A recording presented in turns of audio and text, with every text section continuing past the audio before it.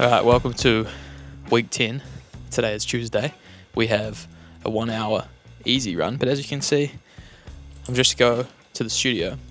Tonight, we're going to run with the Front Runner Run Club, and Ned Brockman and Samuel Tanner are going to be there.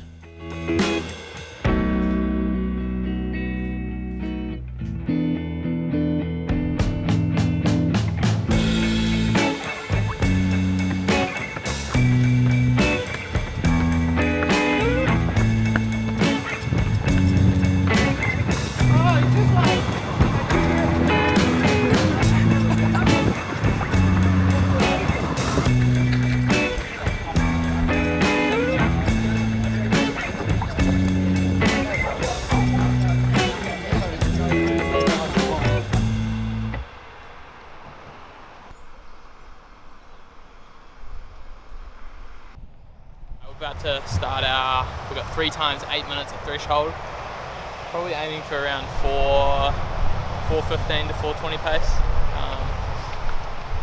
Yeah, the legs are pretty cooked from the weekend, so probably the first time I've come into a workout.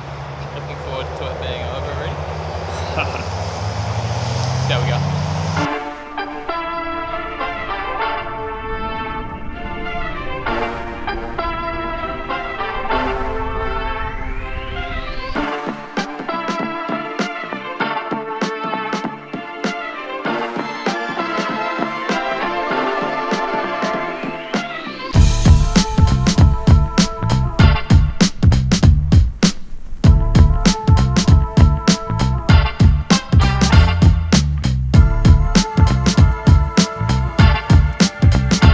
So that's the 3 times 8 minutes done. Probably looking at around 4:12 to 4:13 pace for the 8 minutes, but I'll throw them on screen, something a little bit more accurate. So now we've just got a 20 minutes cool down. Yeah, legs felt pretty heavy through the first rep, and then 2 and 3 they sort of started to come right. So yeah, nice to tick that one off. Tomorrow we've got 40 minutes easy, which will be bloody lovely. So 20-minute cool down. Go home, eat some food, do it all again tomorrow.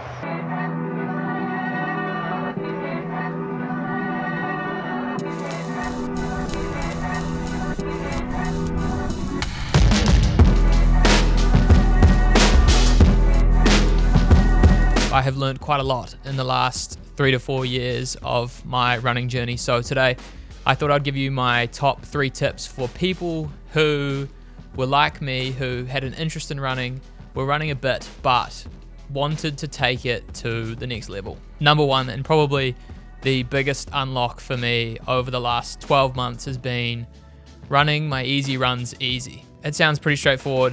If you have an easy run it easy, but I feel a lot of people, including myself, fall victim to the fact that you're running at a slower pace, it's not as enjoyable, it doesn't look as good on Strava, and therefore you run slightly faster than easy, build up some more fatigue, and it makes going into those harder sessions even harder because you're not fully recovered or rested for them.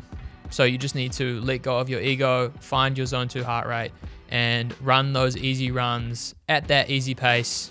Although it's not that enjoyable, it will benefit you in the long run. The marathon is an aerobic based sport. By doing these easy runs, you're building your aerobic base. So if you were to look at these easy runs as the foundation to a house that you built, and then any sort of speed work, long run, is the house that you put on top of that foundation. All right, number 2, get a coach. I like to think that I have a good understanding of running and what I need to get to where I need to be, but there are far more talented, knowledgeable people in this world than myself that are better capable of guiding me in the direction that I need to go to hit my goals. There are a few things that I think a coach brings to the table that are invaluable. Obviously, that one I touched on before, which is knowledge of the sport. For the most part, they are extremely good runners themselves. As it stands, my current marathon coach is a 2:20 marathoner. There's obviously the aspect of accountability. There's someone there checking up on you, looking at your runs, making sure that you are hitting the correct paces or doing the workouts properly that they've prescribed for you. There's that sense of camaraderie that you can have with your coach. Obviously, running is a solo sport, so just having someone in your corner can make things feel a little less daunting, especially if you're training towards your first marathon. And then I think the biggest thing, especially for me, is that sort of like set and forget mentality. You don't have to worry about planning your own sessions. In my case, my coach uses a platform called Training Peaks. At the start of the week, I'll pull it up, look at all my sessions, and then all I have to do is go ahead and methodically go out and tick off those sessions depending on what they are. My third and final tip is to prioritize strength training as well as recovery. When I first started running, I actually stopped going to the gym to train lower body because in my head, I was like, well, I'm doing so much running, I don't need to train my legs anymore because all of this running is going to do that for me. Whereas what I've learned is you need to do strength training to supplement your running. And so funnily enough, when I stopped training legs and just started running, I got injured. But when I started training legs and continued running, I haven't been injured in that time. I like to sort of compare the strength training with the easy aerobic runs, and the strength training being the foundation to the house that you're building, and then obviously the running being the house that sits on top of that, because you need that strong foundation to be able to carry your body through those hard sessions. So for me now, I mainly focus on single leg movements, as running is a single leg sport, and I've honestly noticed such a big difference from starting to prioritize strength training, especially towards the back end of my long runs where my legs are typically fatigued and like to give way. I definitely feel like there's more in my legs to push me through further in some of those longer workouts. So tip number 3, prioritize strength training.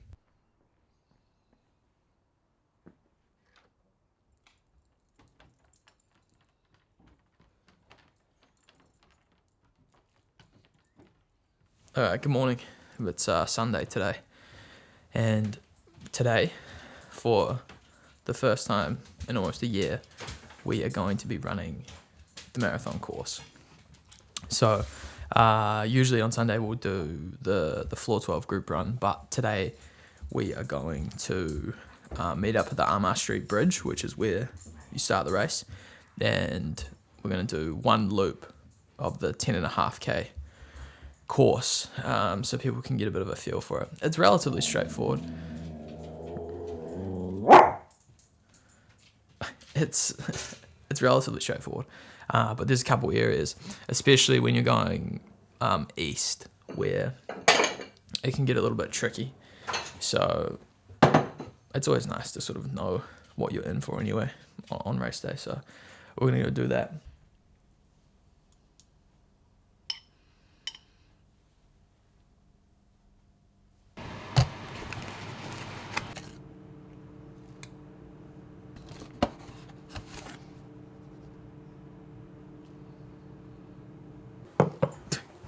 I just poured my coffee and then went to turn the camera off because I thought I was recording, but I wasn't. But anyway, imagine me just pouring my... So yesterday we had a pretty successful... Thank you for your toy, buddy. Thank you for your toy. So yesterday we had a pretty successful key session, our Saturday session. So it was just a 20-minute warm-up and then 15 minutes at marathon race pace, aiming for 4:35 per kilometer. And I guess long story short, I feel super fit at the moment, and excuse the squeaking, that is Colby and his toy. I feel really fit at the moment, and yesterday was so easy. I'll break down the splits for you. So the splits were 4:26, 4:34, 4:26, 4:26, 4:30, 4:33, 4:30, 4:30, 4:32, 4:29, and 4:28. And I ran the exact time as my 10k PB, which is bang on 45 minutes. So yeah, feeling good heading into the end of the week, basically. Today is 2 weeks until race day. And so like I said, we're going to be running the course today, but I also have a hour 40 long run. So I'm going to do 40 minutes before meeting up with the crew, and then the 10.5k loop. loop should take about an hour roughly.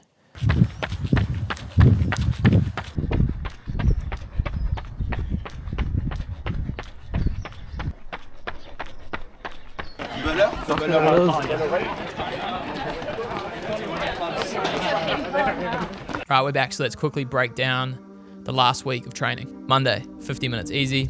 Tuesday, we trained lower body in the morning, and then at night, we went and ran with the Front Runner Run Club, and Ned Brockman had a chance to have a good chat to Ned, which was always pretty cool. Wednesday, we did the 3 times 8 minute at threshold, which you would have seen. Thursday, we did a 30-minute recovery run. Friday was a rest day. Saturday was a 20-minute warm-up, and then 50 minutes at marathon pace. And then finally on Sunday, an hour and 40 minutes, which included 1 lap of the Christchurch Marathon course with the Floor 12 Run Club. So that took us to 74 kilometers for the week. Another good one bagged up. And yeah, next week, finally heading into the taper, which will be nice, but the taper always feels weird for me. So again, thank you for the support on the series. I'll see you next week.